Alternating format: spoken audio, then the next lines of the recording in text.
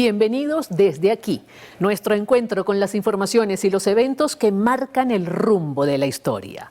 Hoy vamos a conversar sobre la reciente decisión tomada en Washington con relación a las sanciones a la comercialización y producción de crudo y gas venezolano. Veamos este micro. Recientemente, el gobierno de Estados Unidos, liderado por el presidente demócrata Joe Biden, no renovó la licencia 44, que flexibilizó las sanciones contra los sectores petróleo y gas de Venezuela. Tal decisión del gobierno estadounidense fue sustentada en consideraciones según las cuales las autoridades venezolanas no cumplieron con la totalidad del Acuerdo de Barbados suscrito con la oposición venezolana en octubre del año 2023. No obstante, la licencia 44 fue sustituida por la licencia 44A, la cual autoriza hasta el 31 de mayo de 2024 a empresas transnacionales como Chevron seguir desarrollando actividades comerciales con la estatal petrolera venezolana y posteriormente solicitar licencias particulares que garanticen la continuidad de sus operaciones en territorio venezolano. Actualmente en Venezuela hay varias empresas transnacionales, entre las que pudiéramos mencionar la española Repsol, Eni de Italia, Chevron de Estados Unidos, como diversas alianzas estratégicas en materia energética con empresas chinas y rusas, entre otras. La instauración de las sanciones impuestas específicamente contra el petróleo y gas de Venezuela por parte de Washington plantea nuevas interrogantes respecto al futuro político y económico del Estado venezolano, al considerar que la medida coercitiva podría tener repercusiones significativas en la economía venezolana, generando un retroceso a situaciones ya superadas en el pasado. Las mal llamadas sanciones son medidas coercitivas unilaterales que son adoptadas por un Estado en particular en contra de los intereses de los gobiernos de otros estados. En ocasiones, ciertas acciones coercitivas repercuten negativamente en la calidad de vida de los habitantes del estado sancionado, dificultando el acceso a alimentos, vivienda, asistencia médica y otros servicios sociales básicos. Efectivamente, la licencia 44A es sumamente compleja y yo me atrevería a decir inclusive un tanto rebuscada. Pareciera en una primera lectura que de lo que se trata es de dejar algunos espacios abiertos todavía para la negociación entre el gobierno venezolano y el gobierno estadounidense, pasando por los sectores opositores en el país. Vincular el negocio petrolero y gasífero con la política interna venezolana se ha convertido prácticamente en una doctrina para los dos últimos gobiernos en Estados Unidos. Sí, porque fue durante el gobierno de Donald Trump que se aplicaron sanciones al mercado petrolero venezolano, sanciones que se han ido sosteniendo durante el gobierno del presidente Joe Biden. ¿Han tenido algún tipo de efectividad este tipo de sanciones a lo largo de la historia y en los diversos países del mundo para generar importantes cambios políticos? La respuesta es no. Definitivamente no lo han logrado. Lo que sí logra el mecanismo de sanciones realmente conocidos como medidas coercitivas unilaterales desde la óptica del derecho internacional público es complicar la calidad de vida de los pueblos cuyos gobiernos están sometidos a este tipo de acciones. En derecho internacional tan es así que no se les denomina sanciones, se les denomina medida coercitiva unilateral y se considera como esa prerrogativa que tienen los estados de poder castigar, dicho en términos muy coloquiales, el comportamiento de los gobiernos de otros estados, cuando el accionar de esos otros estados no se compagina con el interés nacional de quien está aplicando la medida. El tema es sumamente complejo. ¿Cuál es el impacto de esta reciente decisión de Estados Unidos sobre Venezuela? Lo vamos a conversar en la próxima parte. Nuestro invitado, Reinaldo Quintero, presidente de la Asociación Petrolera Venezolana, Petropimi. Enseguida volvemos.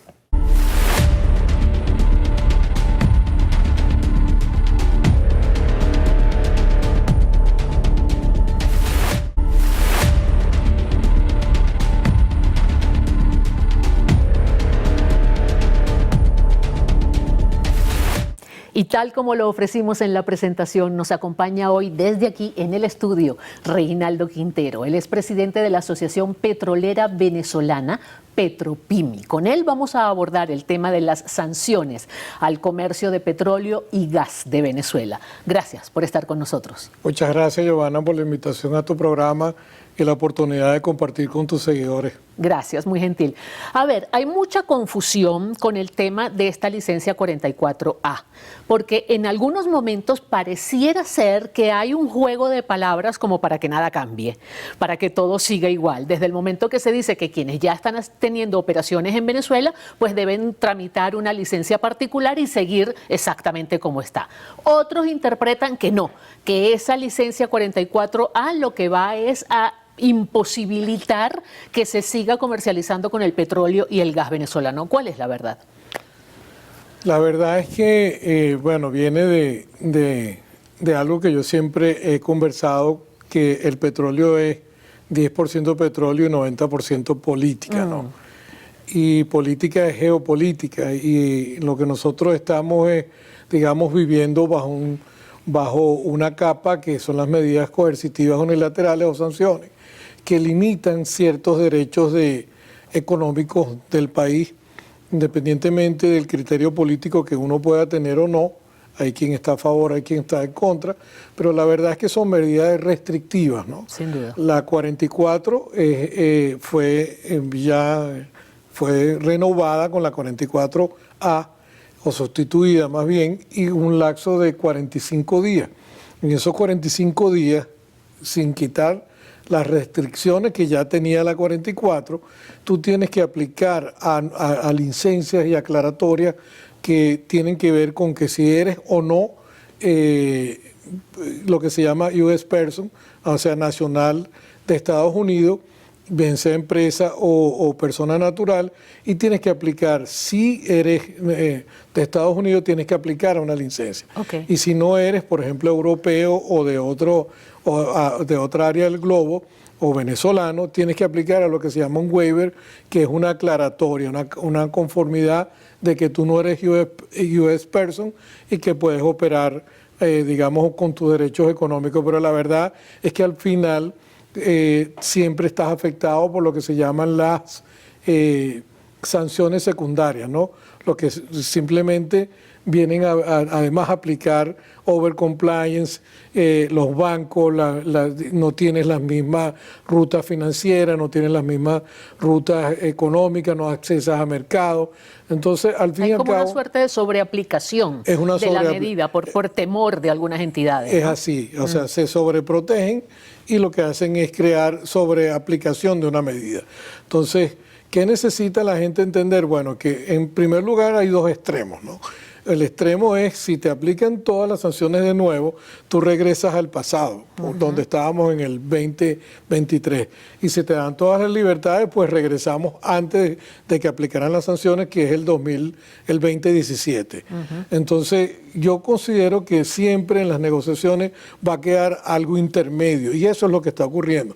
Tienes 45 días para solicitar tu propia aplicación, y si vas a hacer inversiones a largo plazo, obviamente tú no vas a hacer una inversión tan cuantiosa, porque el petróleo es intenso en temas de demanda de capital, y no lo vas a hacer en base a 45 días, sino, claro, por ejemplo, Shell, claro, que tiene una para el Campo Dragón con Trinidad, que es la Compañía Nacional de Gas de Trinidad, que se vence en noviembre del 2025, por lo tanto te da tiempo de desarrollar el proyecto, buscar financiamiento para luego replantear una extensión de la misma licencia. Ahora, cuando se aplican estas medidas, o por lo menos el criterio que existe en Washington, es que la idea de aplicar estas medidas es tratar de promover, casi por la vía de la fuerza, cambios políticos en el país donde se están aplicando, en este caso en Venezuela. La pregunta concreta es, ¿de qué manera ese tipo de medidas pueden generar cambios políticos en el país? Cuando hemos visto que en ninguna parte del mundo, en ningún momento de la historia, medidas de ese tenor han logrado cambios políticos. Sí, definitivamente estás diciendo algo que es muy importante. tiene que ver con que las medidas coercitivas unilaterales, aun cuando imponen por fuerza, tratan de imponer por fuerza cambios políticos, no surten ningún efecto en ninguna parte del globo. Es más, de hecho, yo le pregunté en una ocasión a un oficial del Departamento de Estado, me dijo que se había funcionado en Somalia, pero que habían aplicado en 60 y tantos países no habían logrado remover ningún sistema político ni lograr cambios. Lo que sí está haciendo es que nosotros, los venezolanos, nos estamos mirando más las caras entre nosotros y nos hemos dado cuenta, primero, que hay que traer el problema a Venezuela, lo tenemos que resolver los venezolanos con los venezolanos. Y segundo, que la economía, y si no tienes paz y no tienes armonía, no hay forma de alcanzar una economía eficiente. Claro. O sea, tú no alcanzas economía bajo hostilidad, menos bajo guerra. Claro. Que por cierto, el globo hoy, 2024, está sumamente complejo. Demasiado. Tenemos una guerra en el Medio Oriente de Hamás con Israel, donde están en Palestina, se sumaron los hutíes, ahora está Irán también, digamos, ahí. Y además tenemos también en Europa otra guerra. Tenemos otra guerra en lo que se tumbó el muro de Berlín, pero se olvidó lo que era la cortina de hierro que está ahí mismo, ¿no? No, y en América Latina también tenemos nuestros propios focos, ¿no? Ahora el presidente argentino ha dicho que él quiere ingresar como miembro pleno en la OTAN, por ejemplo. Ese ha sido un elemento de preocupación. Hay un elemento de preocupación para otros sectores, una supuesta base china que está en el territorio argentino. Es decir, hay perturbaciones en todas partes y precisamente por esas perturbaciones y sobre todo por la agudización del conflicto en el Medio Oriente, algunos, me incluyo, llegamos a pensar que Estados Unidos no iba a levantar la flexibilización de las sanciones, porque de alguna manera a Estados Unidos le interesa aumentar la capacidad de producción en Venezuela. Estados Unidos está en un año electoral, no le interesa que suba el precio del combustible, tiene problemas en Europa y tiene problemas en el Medio Oriente, es decir, necesita tener un petróleo seguro que si Venezuela aumenta su capacidad de producción, podría proveérselo a Venezuela. Es que definitivamente Venezuela, bueno, no hay algo que nosotros no podemos negar, y siempre lo repito, no es como un proceso, es como tratar de repetir algo para que no se nos olvide de que los venezolanos tenemos petróleo y sabemos de petróleo. Y Venezuela a través Tanto sabemos que hay una cantidad de venezolanos ahora esparcidos por todo el mundo, ¿no? Y estamos en junta directiva de operadoras grandes, hemos manejado negocios importantes. Hay venezolanos en Arabia Saudita. Hay venezolanos en Arabia Saudita, cuando nos fuimos a Colombia aumentó la producción. Es decir, nosotros sabemos de petróleo y tenemos petróleo. Ahora otra cosa es que nos tenemos que poner de acuerdo, ¿no? Claro. En este caso, Estados Unidos tiene sus reservas estratégicas están mermadas, bastante mermadas, y ellos necesitan recuperarlas. Y en un ambiente tan hostil de guerra, por supuesto que tienen la doble presión. Claro. Además tienen presiones internas de consumo de energía porque ellos son el sitio, el mercado más grande donde más se consume energía en el planeta, y obviamente necesitan tenerle recursos. El recurso es el recurso fósil, que es petróleo y gas. En el caso de Estados Unidos es más por el petróleo, pero en el caso de Europa es mucha necesidad la que tienen por el gas, ¿no? Ahora, hablando de ponernos de acuerdo, ¿cuál es la situación de Citgo? No nos hemos podido poner de acuerdo con el tema de Citgo. Mientras tanto, Citgo sigue operando y tiene ganancias. Por ahí leímos que había tenido unas ganancias de $5.000 millones y uno se pregunta ¿qué parte de esos $5.000 millones permea hacia la población venezolana? También leí por ahí que Citgo le estaba comprando crudo a Colombia. Correcto. ¿Cuál es la situación de Citgo? Mira, Citgo todavía está, digamos, en una suerte en un limbo político donde un gobierno de no sé qué atribuye el poder administrativo sobre, además porque se lo delegó a Estados Unidos de Norteamérica, sobre un bien que es venezolano. Citgo es como la Guayana Esequiba, es venezolana. Ahora vamos a hablar en detalles de ese tema. Vamos a una pausa y enseguida volvemos desde aquí.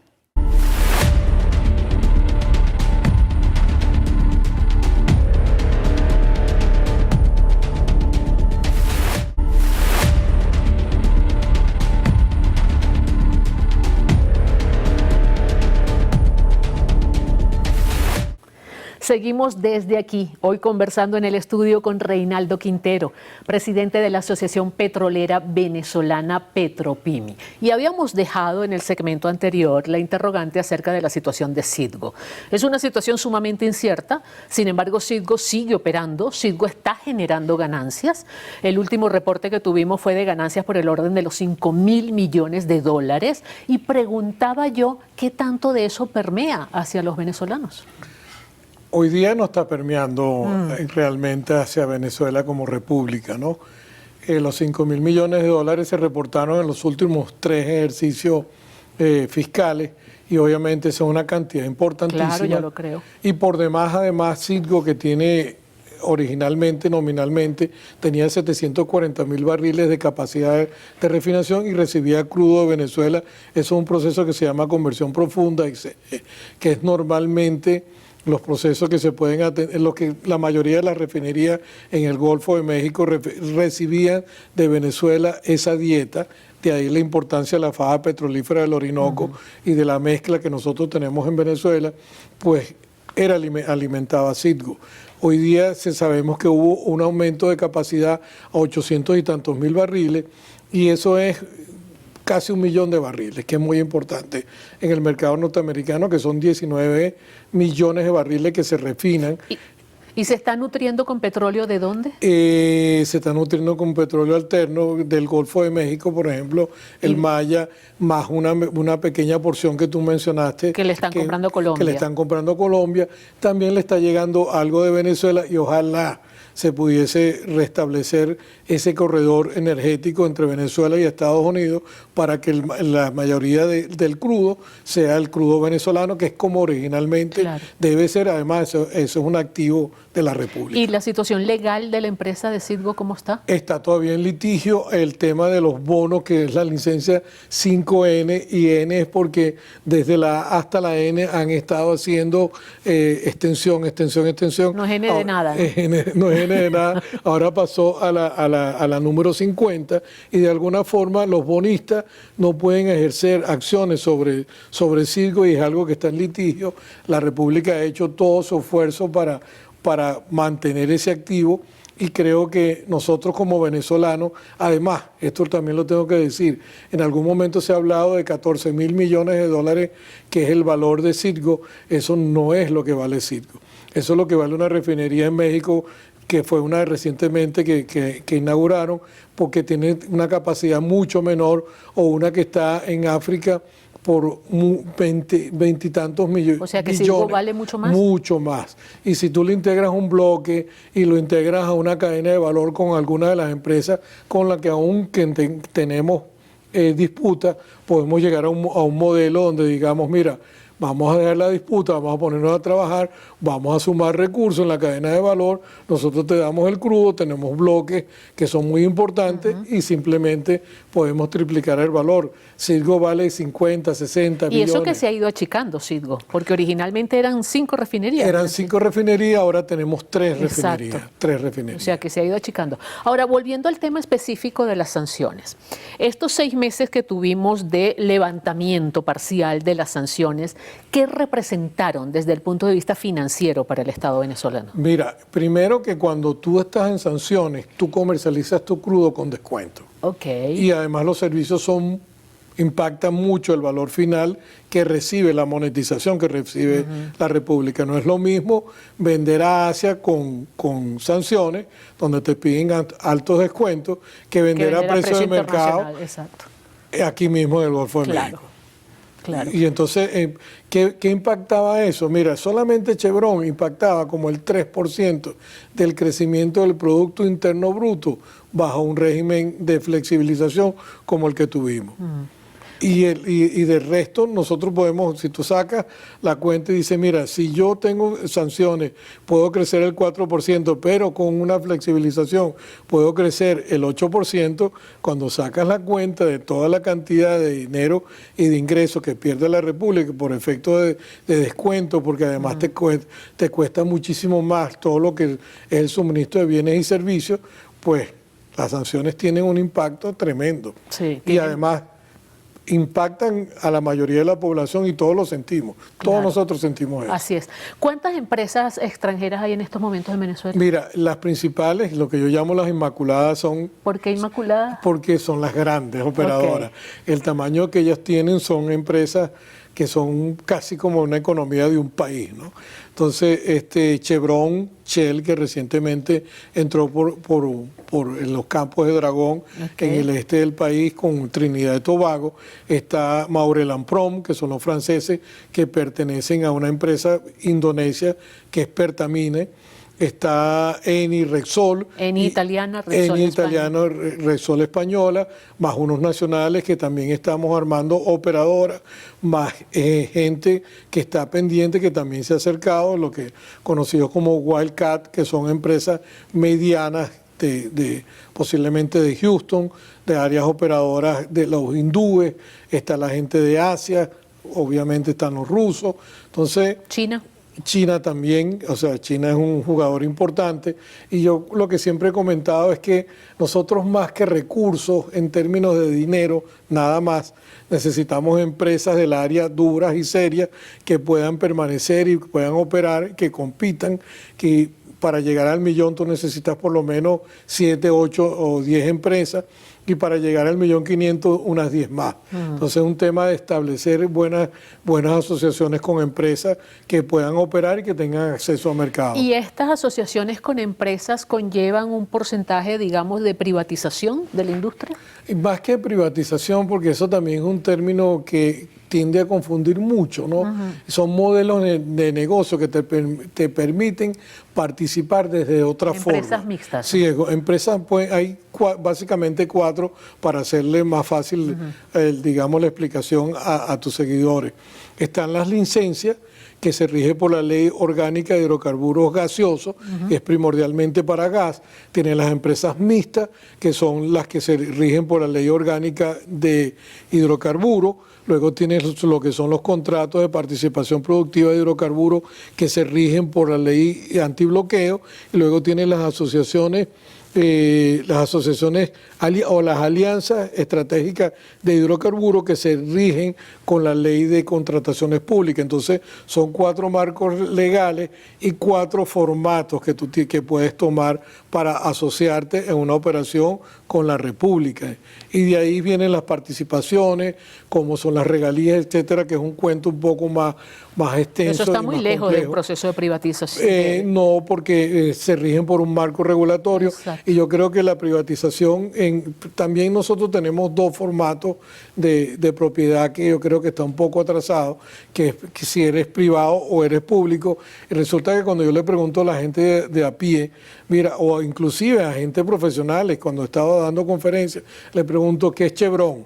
Entonces me dicen una empresa privada. No, es una empresa pública, porque cualquiera puede comprar una acción. Lo que nosotros tenemos que cambiar... Privada en el sentido de que no es del gobierno, no es del Estado. Pero eso es un mecanismo de participación ciudadana diferente. Si te das cuenta, cualquiera puede comprar una acción en estas grandes empresas, y creo que nosotros tenemos que llegar ahí. Claro. Eso tiene que ver con el mercado de valores, con los mecanismos que te permitan a ti como ciudadano accesar a la riqueza y a la fertilidad natural de la tierra. Es un temazo, es un temazo sobre el cual necesariamente vamos a tener que conversar en otras entregas desde aquí. Yo creo que nos da para mucho.